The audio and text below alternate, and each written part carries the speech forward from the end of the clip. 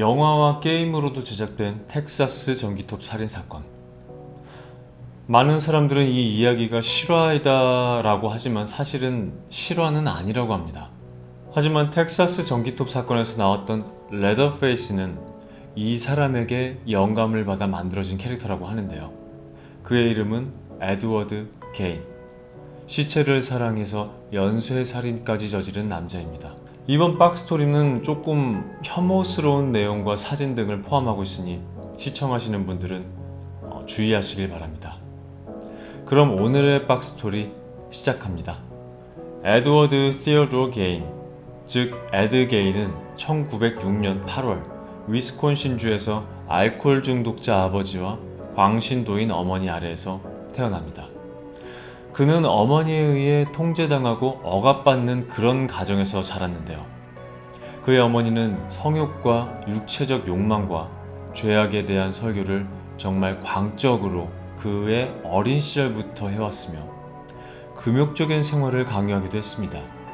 결국 에드는 학교에서 왕따를 당하기도 했고 그의 어머니는 그를 보호하기 위해서 그에게 성욕은 인간의 원죄이다. 여자들은 믿을 수 없다. 성관계를 하는 것은 악마의 꿰매 넘어가는 것이다 라는 말들로 가스라이팅을 하기도 했습니다. 결국 그는 외부인과의 접촉도 없었을 뿐더러 정신적 결함과 함께 여성에 대한 불신과 공포가 상당히 컸으며 그의 어머니가 돌아가신 후에는 정신적 결함이 더더욱 커져갔습니다. 에드는 어머니가 돌아가시기 전까지 이런 학대를 당했음에도 어머니에게 엄청 헌신적이었으며 집을 떠나거나 혹은 이성과의 데이트나 사회생활을 하지 않았습니다. 어머니가 돌아가신 후에도 그녀의 방만큼은 항상 청결하게 유지를 해왔으며 또 해부학 서적에 관심을 갖게 됩니다. 그는 잡부를 자청해서 일을 하기도 하며 생계를 유지해왔는데요. 결국 그는 이 당시부터 오컬트와 카니발리즘에 관심을 갖게 되어 무덤을 파서 시체를 탐구하는 것으로 범행을 시작하게 됩니다.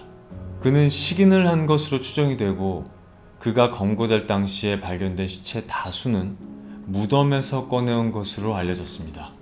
그는 시체를 도구를 해서 전시를 하기도 했고 기이한 행동을 많이 해서 동네 아이들 사이에서는 그의 집엔 이상한 것들이 많다라는 이야기가 돌기 시작하는데요.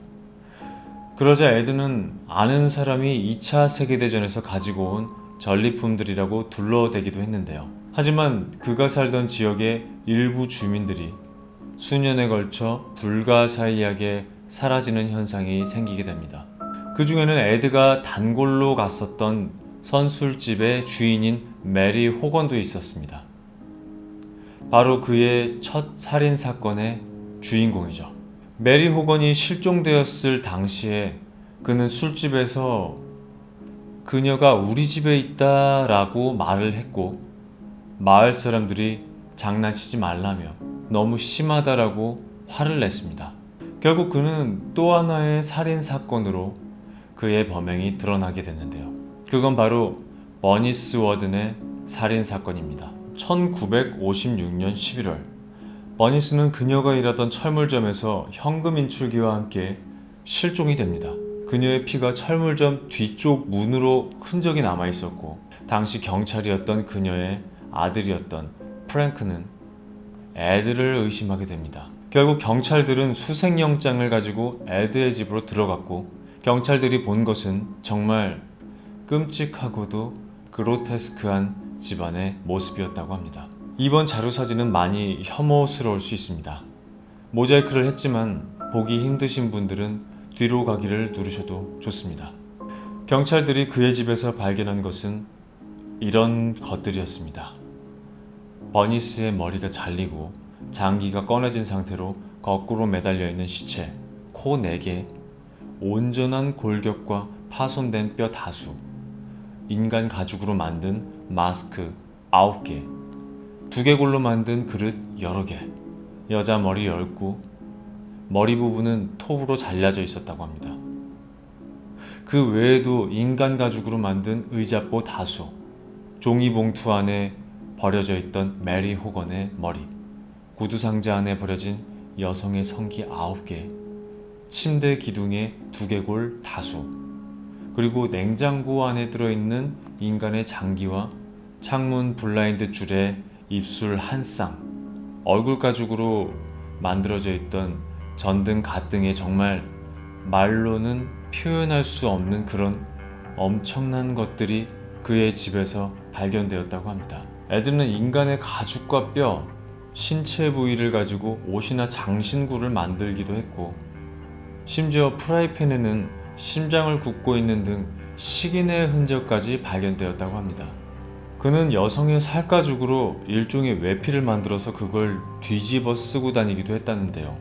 얼굴과 성기 등 신체 대부분을 이걸 두르고 밤에 집 주변을 산책하고 다녔다고 합니다. 결국 그의 이런 범행은 미국 전역에 알려졌고, 그가 저지르지 않은 사건이나 실종 사건까지 에드의 몫으로 돌아가게 됐다고 합니다. 그러나 에드가 실제로 저지른 사건 중 입증된 사건은 2건뿐이고 나머지는 무덤에서 도굴한 시체 등을 이용한 경우였기에 입증할 증거를 찾기가 어려웠다고 합니다. 그가 이러한 일을 저지른 이유는 여성이 궁금하고 여성이 되고 싶어서 라고 했다고 합니다. 하지만 구글에서 그의 이름은 영어로 치면 정말 끔찍한 자료들이 많이 나오기 때문에 여러분들은 검색해보지 않으시는 걸 추천드립니다. 결국 에드는 정신 이상 판정으로 그가 죽을 때까지 정신병원 안에서 갇혀 지내다가 1984년 병원에서 암으로 사망했다고 합니다.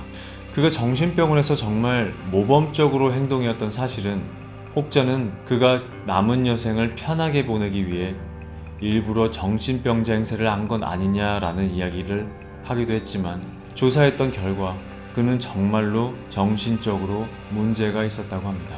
결국엔 그가 죽은 후에는 그의 가족 묘지에 묻혔지만 사람들이 그의 묘비를 기념품으로 긁어가기도 하고 도난을 당하기도 해서 그의 묘비는 현재 박물관에 보관 중이라고 합니다. 그가 살해한 시체, 그리고 무덤에서 사체를 꺼내와 이상한 것들을 만들어 전시를 하기도 하고, 어찌 보면 정말 시체를 사랑했던 에드 게인의 이야기. 여러분들은 어떻게 보시나요? 어찌 보면 정말 공포 그 자체이기도 한데요. 그래서 공포영화 감독들은 많은 영감을 받아서 비슷한 캐릭터들이 많이 탄생하기도 한 것 같습니다. 오늘의 박스토리는 여기까지입니다. 그럼 다음엔 더 흥미로운 이야기들로 다시 찾아뵙겠습니다. 감사합니다.